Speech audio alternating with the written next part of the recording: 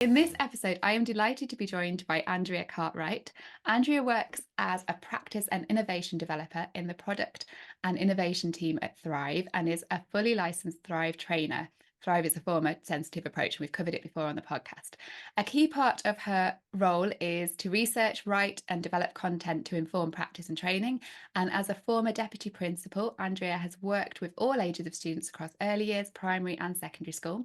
She's a qualified special educational needs coordinator who, alongside working for Thrive, also works in the specialist secondary school and sixth form, supporting neurodiverse young people with an education healthcare plan for communication and interaction needs alongside social, emotion, and mental health needs. Wow, that's a lot. Hiya, how are you? Hi, I'm good, thank you. Yeah, really pleased to be here. We've previously had a very popular episode with Thrive. If you've not heard it before, please check back and have a listen to it, because I think it's probably our most popular episode on the podcast so far. And we did all about communication, behavior being communication, and the importance of understanding the background behind why someone is behaving in a certain way. So can you explain to us, Andrea, what Thrive is and the reason Thrive is so passionate about trauma sensitive approaches?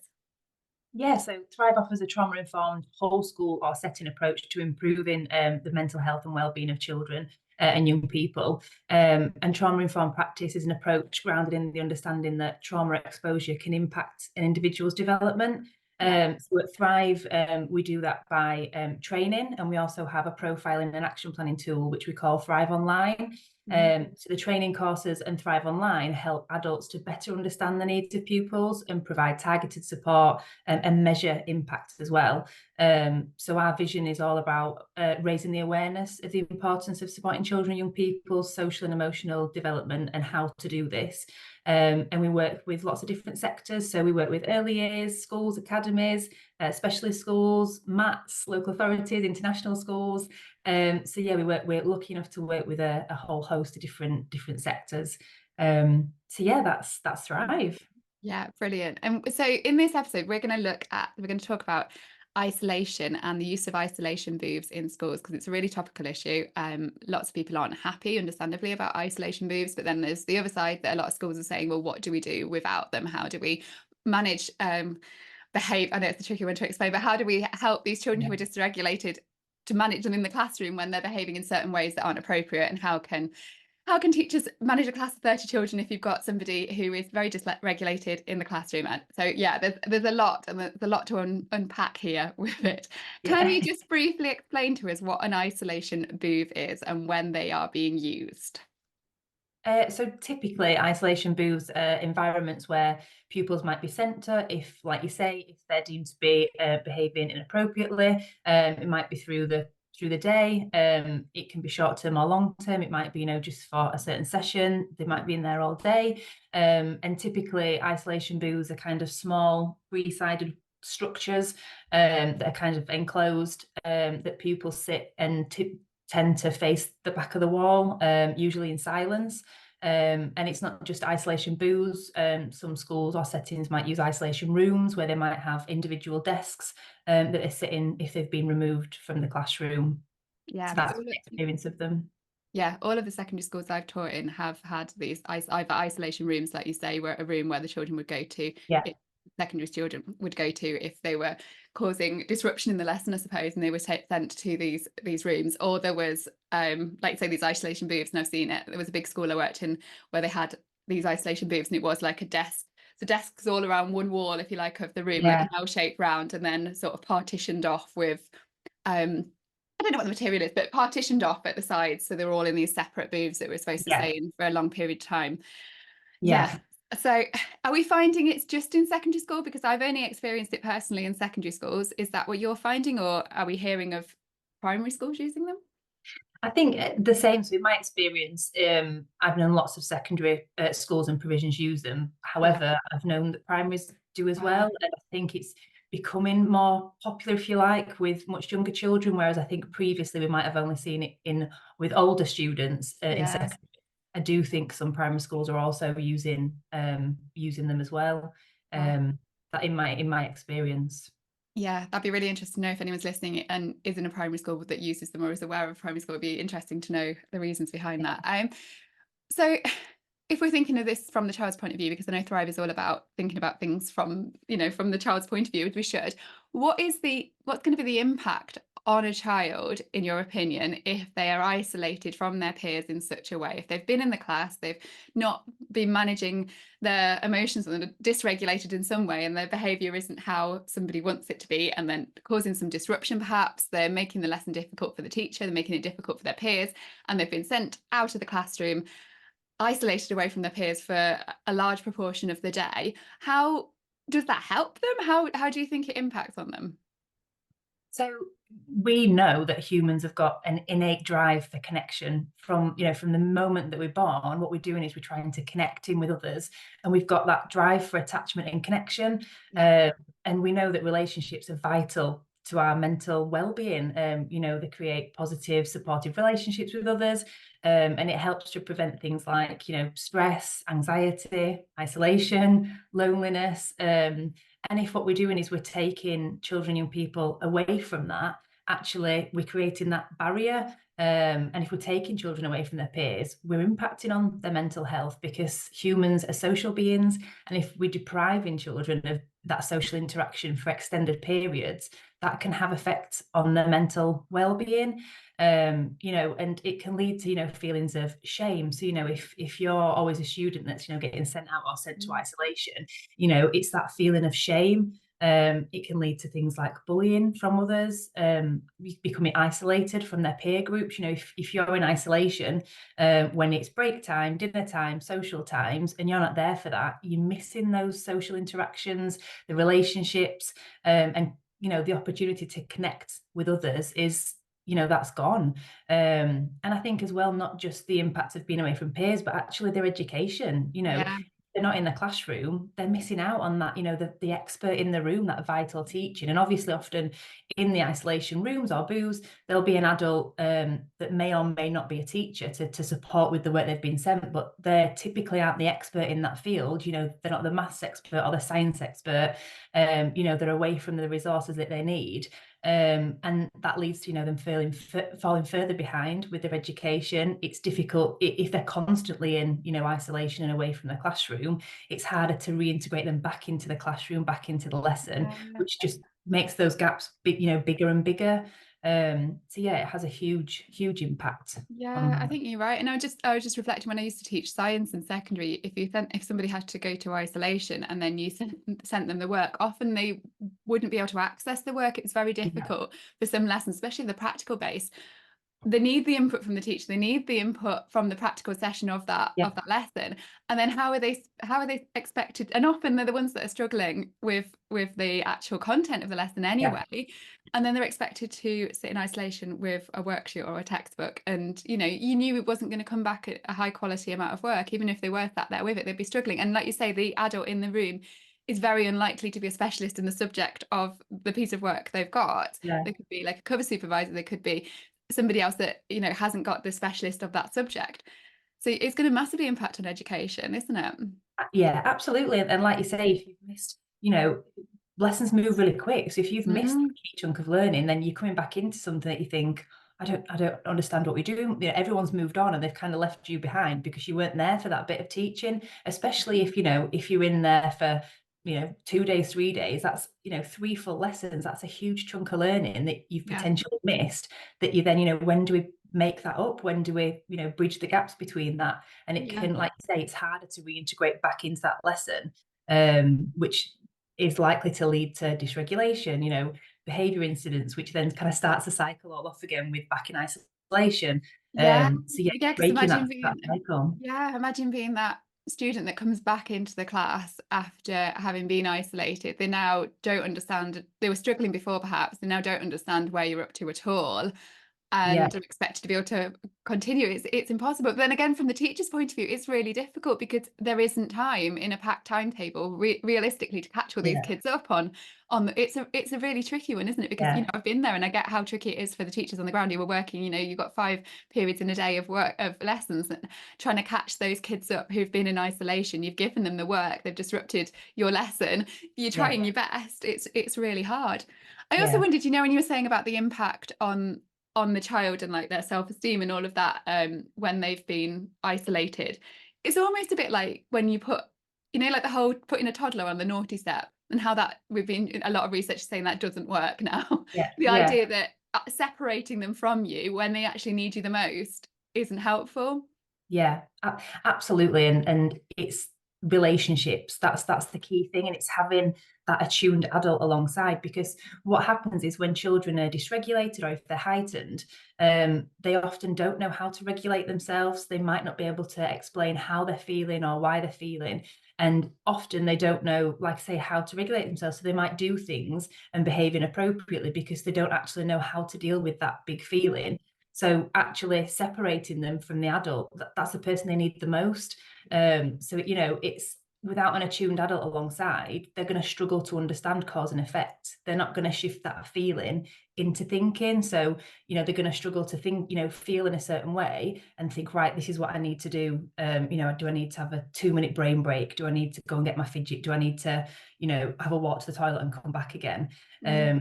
Without that adult to support that, that's really difficult. So in Thrive, we have things called vital relational functions.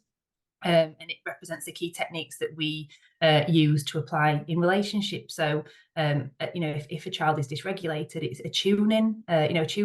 So matching their energy, noticing what they're doing and attuning to how they're feeling, and then validating, acknowledging how they're feeling. It's okay to feel like that. We all have these feelings. That's normal, and not kind of brushing it aside that it's not normal, because often then children think, oh, it's not all right to feel angry. It's not okay to feel, like that, because it is adult. We all feel like that's part of life. That's part of human nature. And it's acknowledging and giving validity to those feelings that the child's experiencing, and then containing it. So you're the supportive adult alongside. So providing predictability, routine, you're the security and the safety for that child. And Mm. then regulations are helping them regulate. So, what can we do to bring you back down and get you ready to be back into maths? Do we need to have a quick walk around the playground? Do you need to go and do a sorting activity? Just to get them back, to reduce their cortisol and get them in a calm state, ready to go into science, go into maths, go into English. So the adult is absolutely that key, is the key person in that, to be alongside and not isolate them. Yeah. Because when that happens again, when they come back into maths and they get dysregulated again, they're going to be stuck. They don't know what to do. They don't know how to regulate or how to deal with those feelings. And when we're just dismissing it and sending them to isolation or out of the classroom, Not we're helping missing that them. learning opportunity. Um, Yeah. them And I absolutely. suppose as well, I remember last time when we spoke to your colleagues at Thrive, they were saying as well about like developmental age as well, because we often think of students at secondary school as being able to sort of regulate they're starting to be able to regulate their own emotions, think about strategies themselves for self-regulation. But if they're developmentally a lot younger, as we might have with some of our children with SEND or children who've experienced, adverse childhood experiences, then surely they're going to be more like needing co-regulation level rather than being able to self-regulate their Yeah. emotions.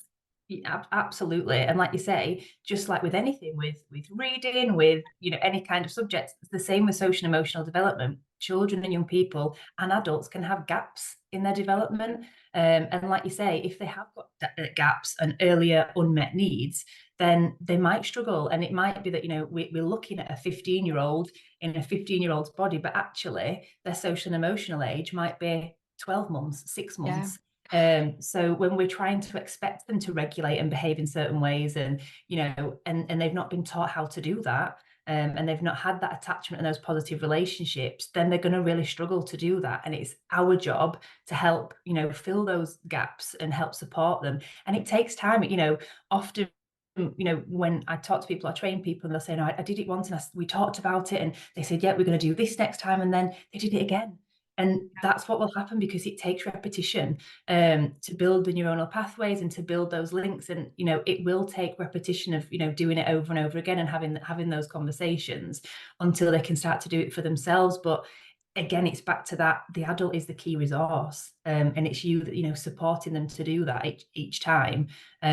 is the way forward, and to help them to have that, again, that big feeling and know how to handle it and what to do, and to be able to recognize, because we don't always do that with children. We talk about feeling sad or happy or angry. Actually, what does it feel like? When Yeah, I'm for some angry, children, it feels they don't know, do they? It's no. yeah, difficult to make the connection between. They might be able to recognize a picture and say, oh yeah, that person is looking happy, but they don't know how it actually feels inside and be able to recognize their own emotions. Yeah. Yeah, absolutely. And talking about when we feel angry, what does it, and it's different for everybody. So Mm. it's not assuming that we know how they feel, because we Yeah. don't. Naturally, it's wondering. I'm wondering if you're feeling like this. I'm imagining it's like this for you. I'm noticing.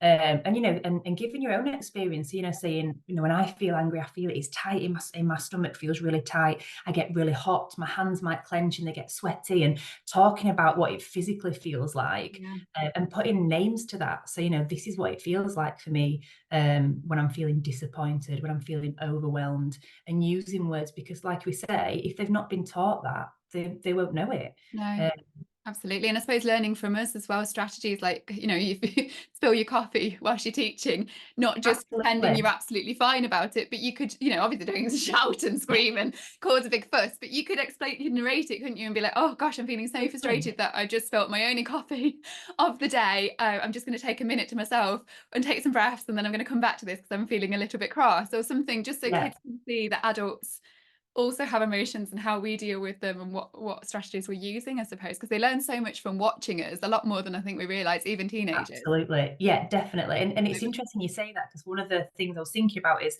when we've got an adult that's dysregulated, so thinking about, we've got to school in the morning, Georgina, and you arrive and, you look a bit flustered, you're a little bit late, you've run in, you've kind of thrown everything down, the papers are everywhere.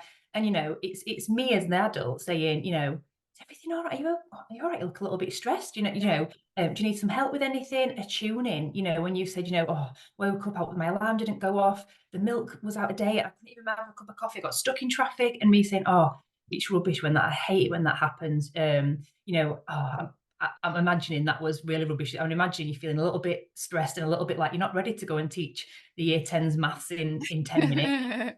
And providing that containment, being that supportive adult. What can I do to help? Might be a hand on your shoulder, regulating, right, okay, you go and get a cuppa. Do you need 5 minutes, and I'll go and let the kids, what can I do to help? And Yeah, when we see an adult like that, you do. what we tend to want to do is go and help and support. And sometimes when we see children or young people behaving that way, if they arrive to the lesson and they're throwing their bag down, or they've not sat down straight away, we don't always take that approach. And I You think always take it personally on your lesson, don't you? Like, oh, I planned this absolutely. lesson and they're disrupting it already.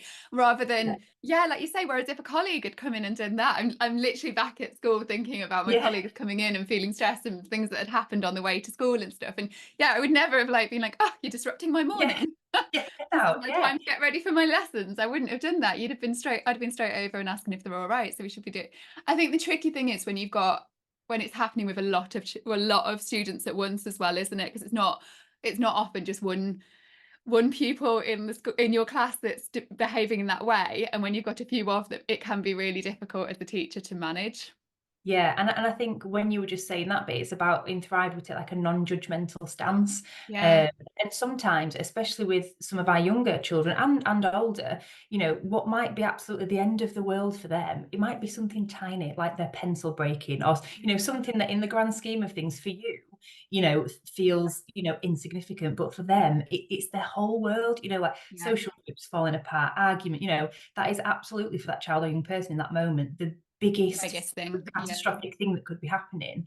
And it's taking that non-judgmental stance when we're yeah. approaching situations with children, young people. Yeah, and likewise, you don't know what's been happening at home. Things think with the cost of living crisis Absolutely. in particular, things are really bad for quite a lot of families, and you don't know what's been Yeah, happening at home before they've managed to get themselves to school. You might have a young carer in your class. There's all sorts of things that could be going absolutely. on that you might not be aware of, Yeah, or you might, yeah. So, yeah, I suppose it's meeting them where they're at and remembering, yeah, not to judge, I suppose, when they first come in. yeah. Um, we've waylaid, which is great. I love having a chat. Let me coming back to the isolation booths then. Is there any guidance on how, because we mentioned about some children spending full days in isolation booths. Mhm. Sometimes I've known kids spending more than one day in the isolation booth after Yeah, a period of time, and they've done something significant in a lesson. I'm not gonna, yeah. hide that. Like something must have happened very significantly for them to be in an isolation booth. But Yeah. is there any is there any guidance on how long schools are allowed to keep children in an isolation booth? Is there any law on it? I don't think there is that I know of anyway. I know that schools will have their own policies in Yeah. place, or you would like to hope so if they're using something like isolation booths or isolation. Um, Guidance would be welcomed, I think, and that Yeah. definitely for me a good idea, because what happens when there's not guidance is that people and schools don't have guidelines and parameters to work around, and what happens is it increases the likelihood of mistakes being made, Yeah. errors, things not being used effectively because individuals have not got clear criteria and standards to follow. So typically, if there's not that guidance or policy, people are using it different in different ways.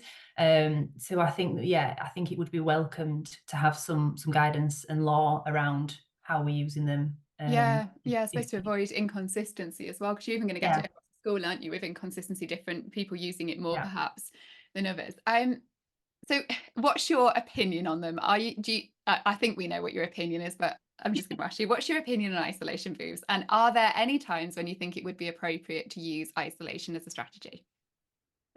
So I'm not an advocate personally of isolation booths, and I think there are other ways of addressing behaviour and supporting children and people to adapt their behaviour and, like I said earlier, understand their feelings and understand why they might be behaving in a certain way. Because if we don't do that with our children and young people, what we're going to get is we're going to get adults that don't understand their Yeah. feelings, and if no one teaches them, we're going to get adults that can't regulate and might still behave in certain ways, and there's very different consequences when we go out into the world, that will happen to our young adults when they're outside of the parameter of school. So it's really important that we use that, when we teach our children and people how to regulate and understand feelings. And it's okay to feel certain ways, and it's not okay to behave, in a certain way because of it. What can we do different if we're feeling like that? Yeah. Um, and I'll say it again, behavior is a communication of unmet need often. And without that attuned adult alongside, they struggle to understand that cause and effect. And again, it's back to that attunement, validation, containment, regulation. If anything, the adult needs to come closer in times like that, and not send to isolation or push away, or let that child sit with that really big feeling on their own. Because as an adult, that would feel, if you've got an overwhelming feeling and you have to sit with it by yourself with no support, or no one asking if you're all right or checking in, or that can be quite daunting and unhealthy, and it can lead to, like I say, a big impact on a child or young person's mental health. Yeah. Are there any times when you do think it's a good idea? Um, for me, I would always say it's important for the adult to address with the child or young person. I think often when, if like you said earlier, when you've got a busy classroom, if you've Mm, got 33 children on your own, you've got multiple needs to cater for. And if you've got a child who is dysregulated and is disrupting the classroom, if they were to be removed, of course that's going to alleviate, one of the problems in the classroom, and it yeah. might calm the class down, but that's only a short-term solution. And it might need to be that that child needs to be removed if they're being unsafe, or Yeah. but it's who catches them at the other side. It's Yeah. who's waiting for them in isolation, or who's that person Yeah. who they go into. And I think that's the thing that we need to look at. It's when they go into isolation, or to wherever they're going, if they're removed from the classroom, actually, where are they going to? Are they going to an adult who is trained and able to talk to them about what's happened, and talk about if there's been an issue or a certain behavior, or if they've done something that's not acceptable. It's having that conversation and having an adult ready to help them regulate, because what children can't do if they're dysregulated, if they're heightened, they can't access the part of the brain that's the thinking. So if someone's trying to talk to them about, why did you do that and what happened, they can't, it's Yeah. almost like they can't hear, and they can't have those conversations until they're calm and regulated. So it's having that person ready to catch them if they are, Yeah. sent out of the classroom into isolation. I think that's really important. I'm pleased you said that, because it is tricky when you're a classroom teacher. And I think if It you're is. a classroom teacher listening and we're saying, oh no, you should never use isolation booths, you should never isolate a kid, it's hard. It's like, well, what do you do if they're dangerous? What do you do if this is happening in the class? And you've got to think about the others in the class as well. And Yeah. it's not black and white, is it? Sometimes a child can't be in the classroom, it's not safe, something needs to Yeah. change, but it's what happens next, isn't it? And that sort of how, yeah, how the relationships are built, how we listen to the child, how we help that child, not just dismiss them and that be it. Something else, Yeah. we need some more backup, we need something else happening. And I suppose Yeah. teachers would argue there's not enough staff and there's not enough time and there's not enough funding, which is a bigger issue. Yeah, and there's lots of pressures in school. I've worked in schools for, like I said, over 13 years, and it's tough. Being in schools, it's tough. Funding cuts, no budgets, increasing class sizes. Lack Um, of PAs. yeah, Yeah. it's tough, isn't it? It really is. And there was an article in Schools Week that I had a look at. I think I shared the link with you, and with by Steve Garnett. And he says, as a classroom teacher, I want them. He's talking about isolation booths. I Yeah. want them. I've worked in schools with and without them. Behaviour was always better in the former. So what? Yeah, what do you think? But it's back to that point of it can be tough in schools, and like you said, often where if you don't have a teaching assistant or if you don't have a pastoral care team, or it can be difficult when it's just you in a classroom when you're trying to hold lots of different needs, differentiation. You're trying to teach on top of everything Yeah, else, yeah, and I think for me, I wasn't taught when I went to uni and college. That wasn't part of my training, to how to support dysregulated children, and yeah, how to support a heightened child, how to support a bereaved child, how yeah, but yet all these things teachers are dealing with on a daily basis. How to deal with children who've had severe trauma. Um, that wasn't part of my training, and I think yeah, that's a big thing in schools, that lots of our teachers think that might be the only option, is isolation, or removing them from the classroom, because they don't know how to deal with certain behaviors or how to talk to children about difficult topics, or and it's back to that point of, it'll be it's a temporary fix, it's a short-term fix, but it'll happen, it's likely to happen again the next session and the next session after that, because if the child or young person's not given any other strategies or coping strategies or regulation techniques, they're just going to keep doing the same pattern of behavior, and it's getting to the bottom of that behavior. So what are they trying to communicate? What is it that might be going wrong for that child or young person, to help them so that it doesn't happen again. yeah, So yeah, I would say, it can be a temporary fix to remove a child from a certain situation, but it's where they're going to, who's going to catch that, and what we're doing to help them, just as we would if they had, if they were struggling to read and they needed a reading intervention. They're yeah, struggling to regulate, and they're struggling to, deal with certain situations, or if every time they're on the football pitch they can't cope if another team scores, or if they don't get the free kick, and every time they do that, they're becoming really dysregulated, they might be hurting other children, they might be kicking the goalpost, storming off. If no one's there to catch that and talk about that, validate, attune, contain, regulate, they're going to do it again and yeah. again and again, because nobody's taught them any other way, of dealing with it different. Yeah, oh, it's huge, isn't it? And it's really hard. And I can see both sides Yeah. of this in some ways. But, as a parent as well, I can definitely see that the thought of your own child being in that sort of situation is awful. Like if someone wasn't helping them with their emotions in Yeah. that situation and they're not being in the lesson. Yeah, it's so hard. There just needs to be a different way of thinking almost, and a way of being able to Yeah. meet everyone's need. I don't know. It's really hard. What about, because obviously our podcast is all about children with special educational needs. What about if we think about isolation booths for children with for children in the class who've got SEND? Are they going to be inappropriate for some children with SEND to be used? Is it inappropriate for isolation booths to be used for some children with SEND, and why? Yeah, so I think students who've got additional needs, might need additional, provisions or changes in provisions. So they might need, more regular brain breaks. They might need certain fidget toys or fidget chairs. They might struggle to sit still for long periods of time. So, um, saying that they're expecting them to sit in silence on a seat, with no sensory feedback whatsoever, often for, like you've just said, in some cases, really long periods of time, is not going to be manageable or productive for them. And they're likely to fail. I've heard it called fail isolation, and then you have to do the whole thing over Oh my again. And gosh, actually, yeah. what they can't cope in that environment. And often, if we've got children with SEND, they've got additional support plans, individual education plans, often, education healthcare plans, which means they need additional support and they need a tailored approach to meet their needs. And if we're not making reasonable adjustments, then we're not meeting the needs, because they do need something different to what, some of the other students might need. And I think when we're sending, if we've got all children, not just children with SEN, but if we're sending children out or away from the classroom or sending them to isolation, what we're doing is we're reinforcing to them that you don't belong here. And we, what we need to do is we need to create that sense of belonging. And when I come to school, I'm safe. This is where people understand me. I feel like I belong here. And when you're constantly being sent out or sent to an isolation, because you're struggling, it kind of does reinforce that, oh, they don't want me here. I don't belong here. Yeah. I'm not like the others. And again, it's back to that sense of guilt, shame that often lots of our children and people are sitting with and feeling, because it's reinforced by not being able to be in that classroom with their peers.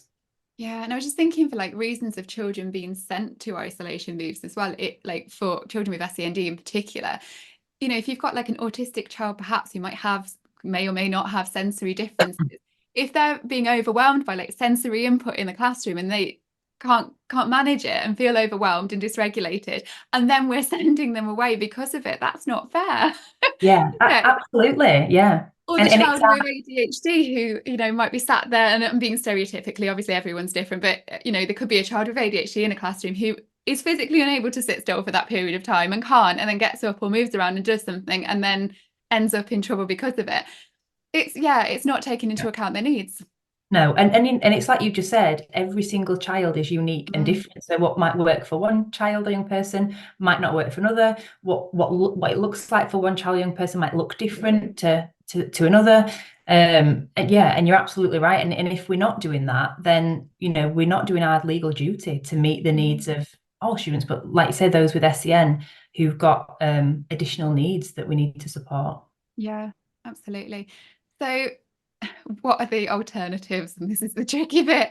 So for schools who are currently using isolation booths, but are thinking, we would like to move away from them. I'm sure like no teacher wants to be sending No, a child to an isolation booth and them be feeling that shame and feeling that way. Everybody goes into teaching in a way that they want to support children. And I can't imagine anybody wants that to happen and no, wants to, no. and they're busy and they would love to be able to spend the time to build these relationships up. But realistically, when they've got full timetables and it's a busy school, what can they do instead?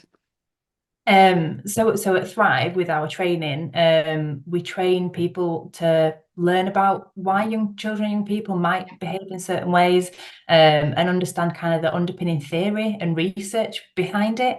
And it provides strategies and knowledge on how to approach certain behaviors, what to do in certain situations, because like you say, like similarly, and in my experience teaching years, like I've been in situations where you think, oh, I don't know how to deal with this behavior. I'm not sure, because no one you kind of learn on the job, if you like. No one teaches you really. Well, I didn't get taught that in uni, what to do if a child is dysregulated, or if they're throwing a chair across a classroom, or if they're hurting somebody, those kind of, and or you can learn about it sometimes, but then when you're in it, it's kind of like, Yeah, oh, it's what very different. it's very different. So Thrive Training provides the kind of the skills and strategies to help children and young people to handle their emotions and self-regulate. And they it gives them the strategies and skills, and it's helping people to have a different way of responding, that will help bring down the stress and cortisol levels when children are dysregulated. And it's giving them the tools and the strategies and the techniques to be able to use in the classroom, or and using the profiling tool will highlight which students do have gaps. So like I was saying, you might have a 15-year-old that's working at a 6-month-old level for their social and emotional development, so it will highlight those students who need extra support, who might need one-to-one support, who might need a home action plan for parents to how they can support at home. So it gives you the tools that you need to be able to support children and young people. And Almost like a screener. Sorry to interrupt, but is it almost like you can screen the children so you know where they are developmentally? So you got like a developmental age almost for the kids and you. So it's a profiling tool. So it Yeah. will profile. So there's individual and group profiles, so you can screen classes, small Right. groups, and also, like you say, from those classes, if you've got some children that come out really low, you can then do an individual profile that will give you individual strategies and activities to be able to use to support that child or young person with where they are, where they're working. Yeah, because you'd never Yeah. like just thinking about a 15-year-old who could be developmentally 6 months old. You would never dream of shouting at a baby for being dysregulated. Absolutely. And if we think, Like, can like you you just said, imagine, like, if a baby absolutely. was crying and was dysregulated for various different reasons, and you shouted at the baby, that's, it's child protection issue. Yeah. You would never do that. But if a child who's 15, who's developmentally at that age, and we are shouting, sending them to isolation, all of these, it's wrong.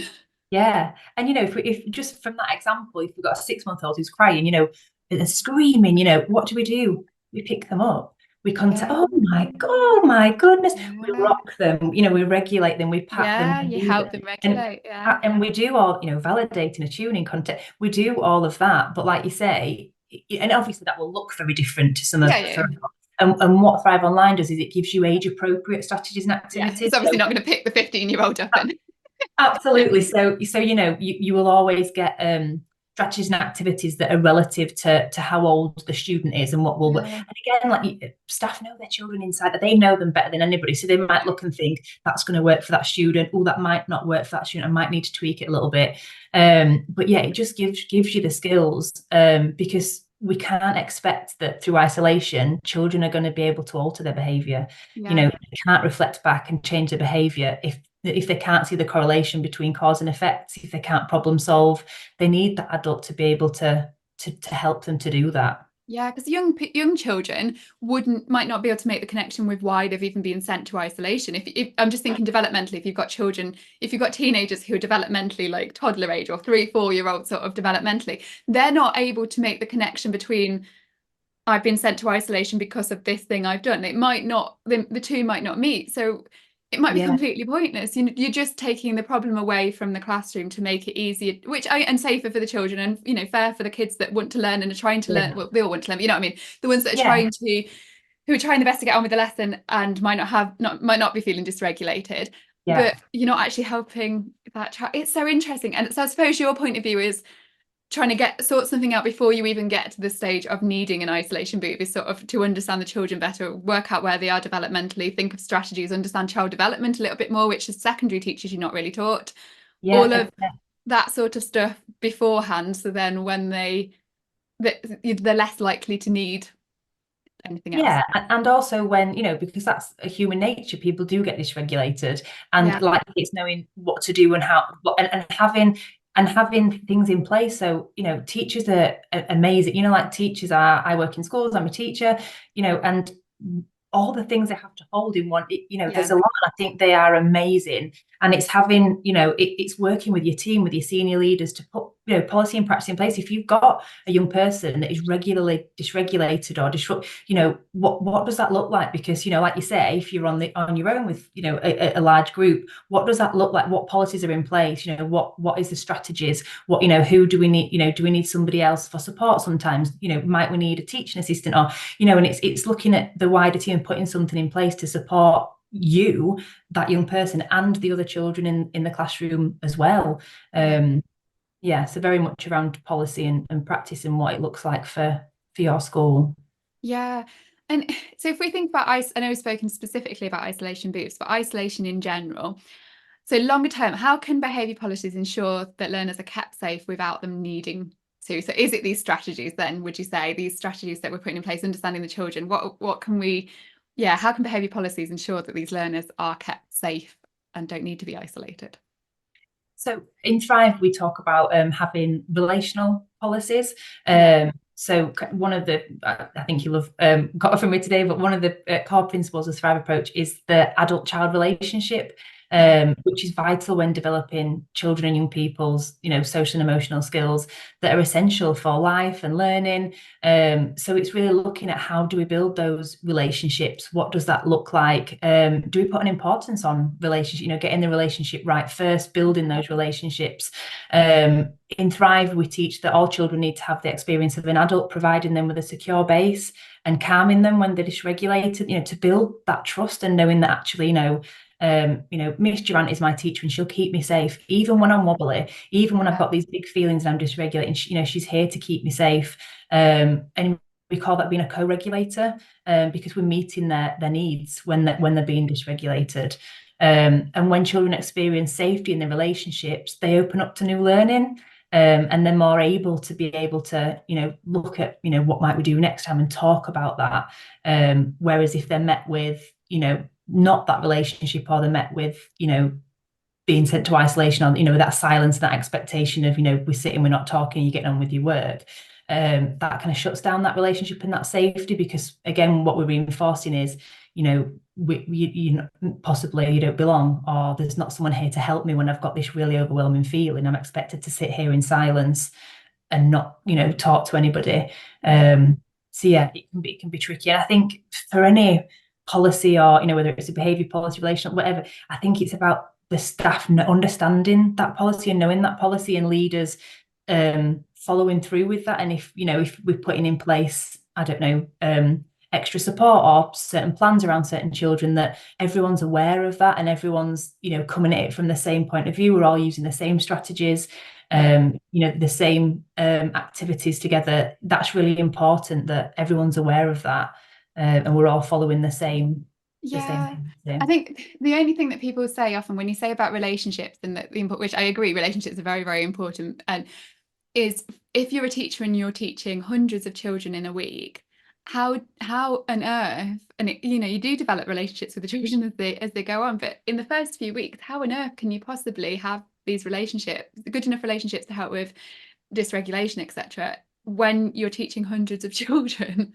Yeah, you're right, and it it can be like you say. You might see one child, you might only see them once every Yeah. fortnight, because Yeah, that's exactly. Like if you've got a fortnightly timetable, yeah, you might be seeing them once a fortnight. How do you, and like yeah, obviously if the teachers want to develop these relationships with them, but it's physically impossible to do it with so many, to build relationships, get to know so many children so quickly when you're trying to teach them, the curriculum pressures, you're trying to get everything covered. How do you do that? yeah, and you're right, and obviously every school and provision is different. I know in my experience, when we, not just coming from like year 6 to year 7, or whichever Yeah. transition year group, if we're just coming into a new school, but also between year groups, the first kind of 2 weeks is very much kind of, I don't want to say curriculum on hold, I don't mean that, but it's No, very no. much, the first 2 weeks is very much around building relationships, getting to know the students as well as you can, when you might only see that class once a Yeah. week,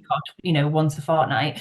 Getting to know them, having that relationship with them. When you think back, when I certainly think back to my school days, I remember the teachers that were funny, kind, smile. Yeah. They're the ones that I remember, because they had it, in relationship with us, and they made me feel safe, happy at school. They're the connections that you remember. So I would say, if you're a senior leader, kind of pushing that agenda of making time for that, because it's really important, and actually it'll have such an effect longer term, because you've got those relationships, you understand the children a little bit more, you've got that knowledge about them, so that you can use that, and children feel safe, they feel that like you're invested in them, like they belong.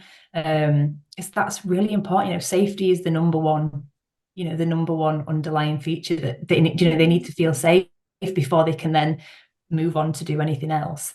Good point, So because then you sort of it, even though it feels like you're missing out on the time for the curriculum and it's so tight and you've got to get all of this stuff fit in a sense, it's a good thing, because if you get the relationships right first, then you can whiz through the curriculum afterwards, can't you? Because you're not going to get children disrupting the learning's not going to be disrupted, hopefully not disrupted yeah, as much if the relationships are there first and children are able to learn. So I suppose it does make sense, but yeah, I can see sometimes being hit with a bit of resistance when you've got when we're absolutely, trying yeah. to get through loads of stuff, and Yeah, absolutely. And it can be little, I always watch on social media and things now, and you see kind of teachers doing different welcomes, and it can just, yeah, things like that, like, and just, and I appreciate it's difficult, like I say, when you've got such a huge number of students, but it's, trying to remember, oh yeah, just as they're walking in the classroom, oh, you've done your hair, it looks lovely, that hair, yeah, like, oh, and you're just little right. things like that. And, how was your mum after the weekend? So, asking about their family, just as they're walking in the classroom. So it's not eating in, because it's so busy, and you've got so much to pack into a 1 hour, science lesson or English lesson. And it's just those little bits that make them think, they remember, they note it, she Me. noticed Yeah, things like that make such, an adult that, is it makes me think, oh, Georgina remembered about, she remembered Yeah. to ask me about my holiday or how my gran was doing, or she noticed I'd had my hair cut. And, little things like that make such a difference. And again, just build those positive relationships, and help children to feel safe within your lesson. Yeah, yeah, you're right. And it's like walking down the corridor, isn't it? In between, break time, maybe stopping and saying, "Oh, how is your pet dog today? And is your puppy Yeah. not settled in the mornings?" Or, anything like just trying to Yeah, remember, like you do when you're trying to build a relationship with an adult and you're trying to make friends with someone, you absolutely. remember what they've told you, and then you bring it up another time with them, don't you? And then they think, "Oh, brilliant, she's remembered that I like so and so and that I like Yeah, whatever." And then yeah, it helps to build a yeah. relationship. I suppose it's not massive things really, is it? It's just like little Yeah, showing that my showing an teacher interest. cares, and she's remembered, she must care, Yeah, and showing that interest, and like you say, just for that short little bit as they're walking or leaving the classroom, or can make all the difference. yeah. No, that's brilliant. You've given such brilliant advice. It's been really, really useful. Do give us some links then, because I know we've got, and I'll put Yeah, the link to the previous podcast we did with Thrive. So if you're listening to the podcast, if you probably listen on your phone, if you scroll down or on your computer, scroll down, you'll see the links below. If you're watching on YouTube, they'll be down here. So I'll put the link to the previous episode we had with Thrive, and I'll put some links from Twinkle as well. But what would you like us to link to as well?